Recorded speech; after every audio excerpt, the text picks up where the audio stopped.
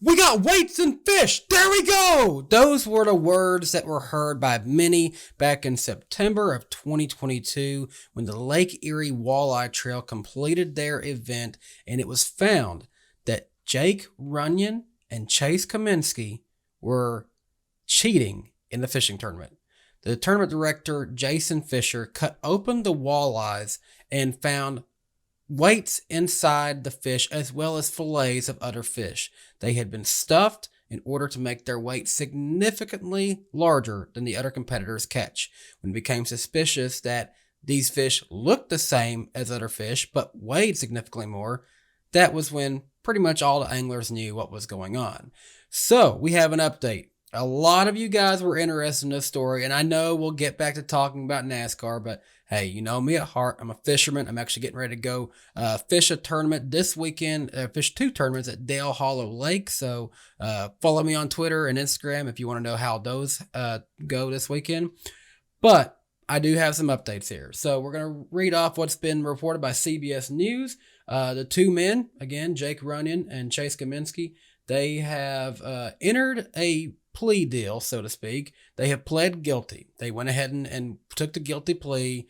It was very obvious that they were guilty in this case, so they went ahead and pled guilty. In the long run, it's going to help them more in this situation. As part of the plea deal, Runyan and Cominsky have pleaded guilty to cheating and unlawful ownership of wild animals, because in this case, they were, keeping those fish when they weren't supposed to, with them being stuffed full of lead weights and all. And they have agreed to 3-year suspensions of their fishing licenses. And I would assume this is for every state, let alone where they're at. So for at least 3 years, they will not be allowed to go fishing at all. It doesn't matter if it's in a tournament, they will not be allowed to go fishing at all.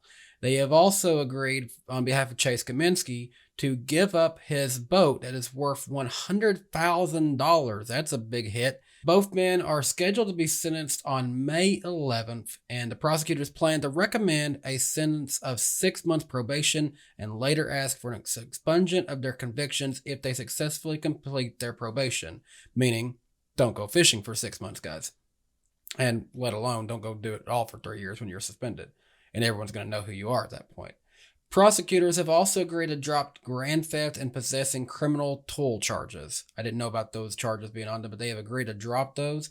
In that tournament, they would have received a little over $28,000 for winning the tournament, so now a lot more for them in the long run has been given up, all over $28,000. The both men will remain out on bond until their sentencing, so they're not in jail currently or anything. Doesn't sound like they will be if they're going to recommend them to have 6 months of probation. Court records also say that Runyan and Cominsky were investigated near Toledo in the spring of 2022 after being accused of cheating in a different walleye tournament back then. According to that police report, a prosecutor concluded that although the men may have cheated, there wasn't enough evidence to charge them back then. It is believed that they did, but this is the only tournament where they can prove that they did. So there you have it. That's the latest on the whole crazy walleye tournament cheating fiasco that happened back last year. I know a lot of y'all was interested in that, because how in the world did that blow up overnight to be what it was? Just a crazy set of circumstances. If you guys like fishing, do it right, play the sport right. I just went and watched the Bassmasters Classic in Knoxville. All those guys are class acts. There's no cheating to get into that area of it. And I appreciated the show that all those guys put on. I appreciate the sportsmanship that they show when they're out there. This is a very fair and sportsman sport. It really is. But it's got to have full integrity from every competitor. And unfortunately, Cominsky and Runyan, they lost their integrity. I would assume even after reobtaining their fishing license in 3 years, most tournament trails are not going to allow them to come fish with them. It doesn't matter. I wouldn't want them to come back and fish with one of my organizations that I fish with. I wouldn't want to see them in Major League Fishing, BASS, whatever top walleye trails are out there. I don't think there's many anglers that would. But hey, if you want to know more on this, stay tuned. Again, May 11th, we'll know what their full sentence is, and I'll be sure to check back in with you guys on that. But that's all for now on the walleye cheating trail. Or the walleye trail cheating fiasco. I don't want to say it like that.